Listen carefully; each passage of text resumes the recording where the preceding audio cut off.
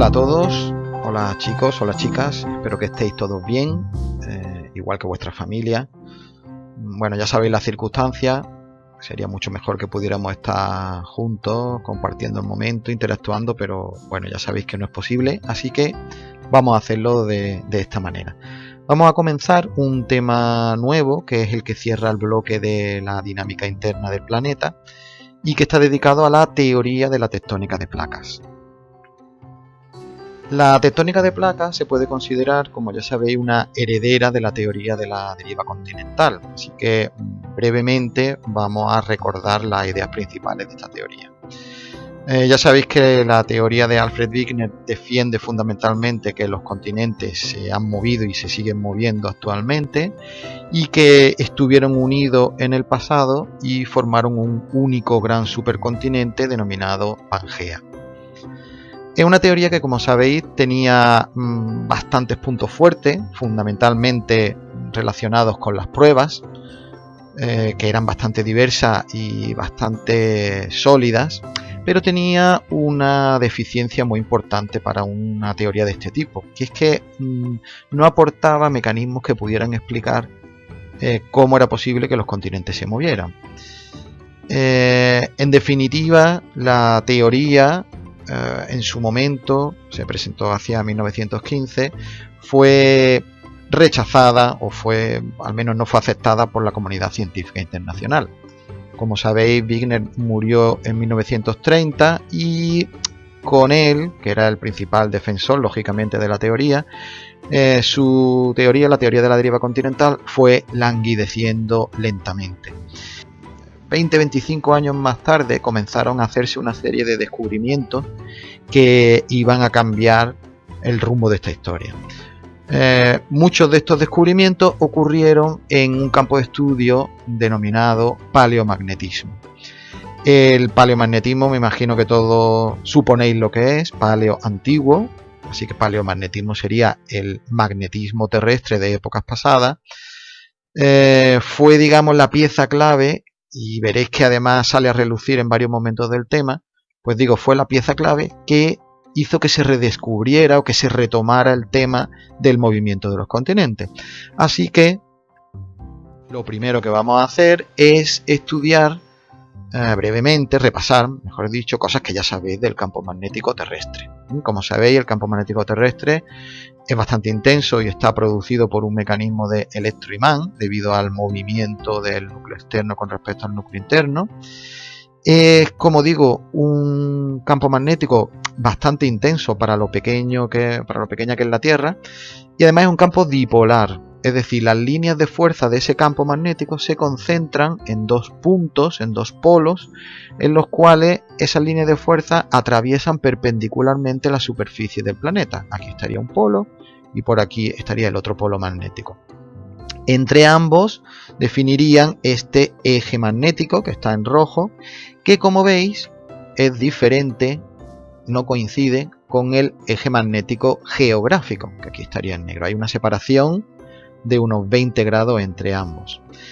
El campo magnético terrestre se viene estudiando desde hace más de 100 años. Hay registros, hay datos de él desde hace más de 100 años. Así que se conoce bastante bien. Y una de las cosas que siempre ha llamado la atención a los científicos, no siempre ha ocupado la misma posición, la misma orientación. Fijaros.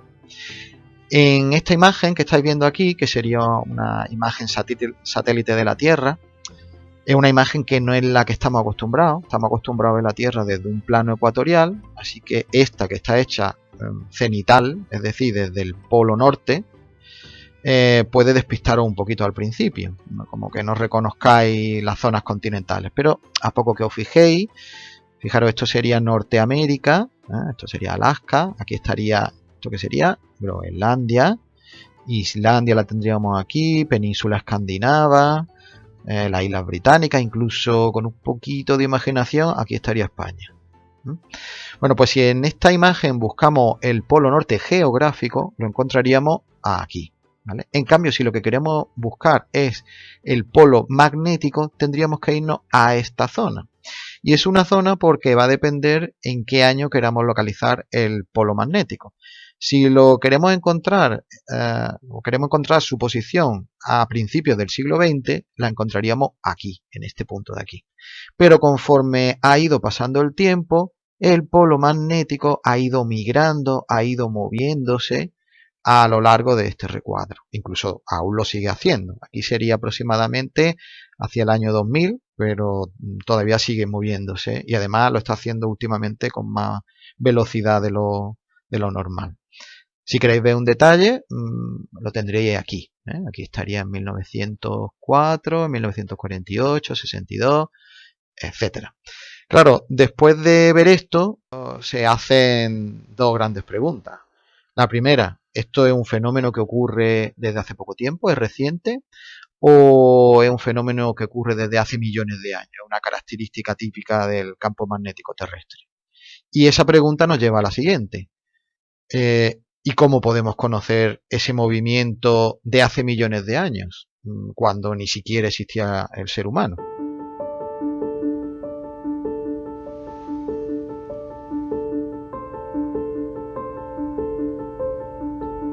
Bien, pues para solucionar o para dar respuesta a esas preguntas, los científicos echaron mano, utilizaron un fenómeno que se denomina magnetismo remanente, que tiene que ver con las rocas magnetizables.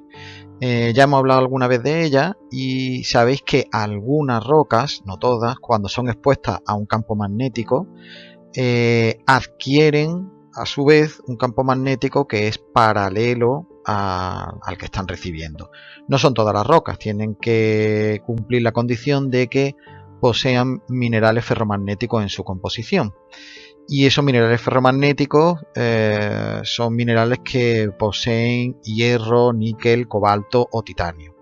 Ejemplos de esas rocas, pues tenéis por ejemplo el basalto. Los basaltos pueden ser magnetizables, pero típicamente lo son algunos minerales como la magnetita, que es óxido de hierro, o el matite, que es óxido de níquel. ¿Y cómo se magnetiza una roca? Pues veréis, las rocas se pueden dividir su estructura en unas pequeñas regiones que se llaman dominios magnéticos. Y cada dominio magnético es un pequeño fragmento en el que todos los campos magnéticos inducidos por los electrones se orientan de forma espontánea en la misma dirección. Vamos a verlo con una pequeña simulación. Imaginaros, tenemos en consideración esta zona que hay aquí en el recuadro amarillo, la ampliamos y aquí tendríamos cada una de estas zonas sería un dominio magnético. Como veis, cada dominio magnético tiene su propia orientación magnética, al azar unos con respecto a otros. De forma que si sumamos todos los campos magnéticos de los diferentes dominios, como es lógico, la suma global sería 0. Es decir, vamos a comprobar que esta roca no posee un campo magnético de ningún tipo. ¿Cómo entonces se puede magnetizar una roca? Pues vamos a suponer una roca que se está formando, una roca magmática, vamos a suponerlo, se está enfriando, pero aún no se ha consolidado plenamente. En esta situación, los dominios magnéticos, que aquí lo veis cada uno orientado hacia en una dirección diferente, si son expuestos a un campo magnético, como puede ser por ejemplo el terrestre, que aquí lo estamos representando con estas líneas rojas, ¿vale? Esto sería el campo magnético terrestre, pues al estar expuestos al campo magnético terrestre y aún poderse mover libremente estos dominios magnéticos, todos los dominios magnéticos se van a reorientar, van a marcar, digamos, la misma dirección que el campo magnético terrestre, de manera que el campo global resultante ya no va a ser cero, sino que la roca magnetizada adopta un campo magnético remanente que es paralelo al campo magnético terrestre. En definitiva, vamos a tener que nuestra roca sí que tiene en este caso un campo magnético neto, podríamos decir, que es mayor que cero. Lo bueno de esto es que cuando la temperatura sigue bajando y la roca se consolida completamente, este campo magnético de la roca, el campo inducido, el campo remanente, ya no puede modificarse. De manera que imaginaros, la roca se ha enfriado, lo representamos de esta manera, ha cambiado de color. Cambia a lo largo del tiempo porque ya sabéis, ya hemos estado hablando antes que el campo magnético terrestre cambia con el tiempo, se reorienta, incluso ya veremos puede sufrir inversiones de polaridad. Y de esta manera, aunque el campo magnético terrestre cambie de orientación, la roca magnetizada va a conservar el campo magnético que adoptó cuando se estaba formando. En definitiva, a este fenómeno que se le llama magnetismo remanente lo podemos definir como el campo que conservan algunas rocas al ser magnetizadas por efecto del campo magnético terrestre. Existen dos tipos, el que hemos visto se llamaría magnetismo termorremanente, es el que ocurre en las rocas magmáticas, que se forman, ya lo sabéis, cuando un magma, es decir, roca fluida, se enfría y se consolida, pero también existe otro que sería el magnetismo remanente deposicional, que es el típico de las rocas sedimentarias.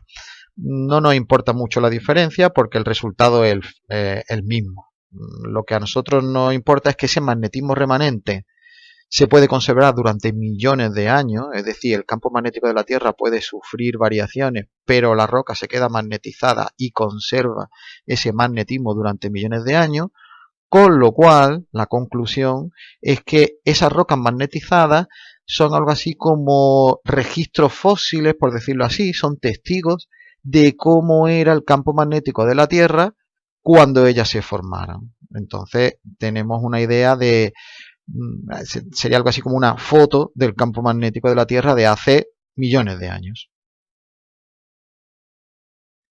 Bien, ¿y cómo nos puede ayudar el magnetismo remanente a conocer el campo magnético terrestre del pasado y en concreto a localizar la posición de los polos magnéticos? Bueno, vamos a ver un ejemplo que creo que lo vais a entender muy fácilmente. Imaginaros que queremos localizar el polo magnético de la Tierra en su posición de hace 100 millones de años. ¿Qué tendríamos que hacer? Bueno, pues tendríamos que localizar, imaginaros que lo estamos haciendo en la zona euroasiática, tendríamos que localizar rocas, lógicamente, que posean 100 millones de años, como esta, por ejemplo, que esté magnetizada y que tengamos garantías que no ha cambiado de orientación, es decir, que ha estado en una posición fija. Claro, no hace falta más de una. Esta podría ser una, esta podría ser otra y esta otra, por ejemplo. Lo habitual es hacerlo con bastantes más muestras, pero bueno, esto es suficiente. Lo siguiente que haríamos sería determinar la orientación de su campo magnético remanente. Imaginaros, esta sería la orientación del campo magnético remanente de esta roca, el de esta y el de esta. Y a continuación, ya os lo imagináis, lo único que nos queda es continuar la orientación de estos campos magnéticos remanentes, de una roca, de la otra y de la otra. ¿Y dónde se cruzan estas líneas? Pues lógicamente, puesto que estos campos magnéticos estaban orientados según el campo magnético de la Tierra hace 100 millones de años, todas estas rocas están apuntando efectivamente a el polo magnético de la Tierra de hace 100 millones de años. Lo bueno de esta técnica es que podemos hacerlo para cualquier antigüedad. Podemos buscar, por ejemplo, rocas de hace 200 millones de años, determinamos su campo magnético, aplicamos la misma técnica, esta vez lo he hecho solamente con 2 muestras, prolongamos su campo magnético y aquí tendríamos localizado el polo magnético de la Tierra hace 200 millones de años, que lógicamente no está en la misma posición que el anterior. Y así podemos hacerlo para distintas épocas de la Tierra. Si unimos las posiciones de todos estos puntos, de todos estos polos magnéticos en distintos momentos de la historia de la Tierra, tendríamos una trayectoria a la cual se denomina curva de migración polar. Pero ahora viene lo más sorprendente.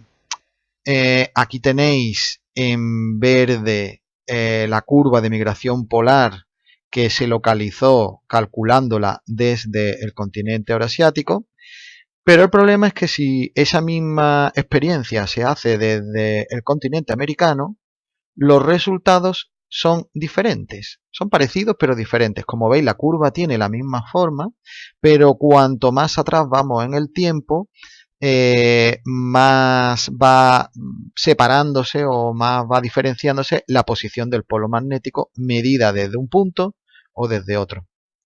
Esto evidentemente no es posible, es decir, el polo magnético hace 100 millones de años o hace 500 millones de años estaría aquí o en algún punto intermedio, pero no en dos sitios al mismo tiempo. Es decir, esto planteó un interrogante muy importante para los científicos. Solución, que yo creo que todos estáis imaginando ya. Si nosotros tomamos cada continente con su curva de migración polar, igual este con su curva de migración polar, y lo hacemos coincidir, como decía Wigner, que habían estado en el pasado, pues ya os estáis imaginando lo que pasa. Ahora sí que coinciden, y este resultado sí es lógico, las dos curvas de migración polar. Es decir,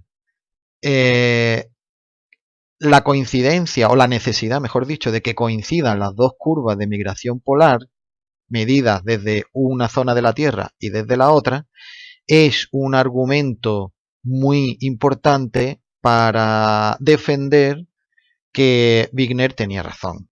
Lo vemos muy resumidamente. Acordaros, curva de migración polar, que son las líneas que marcan la trayectoria de los polos a lo largo de la historia de la Tierra.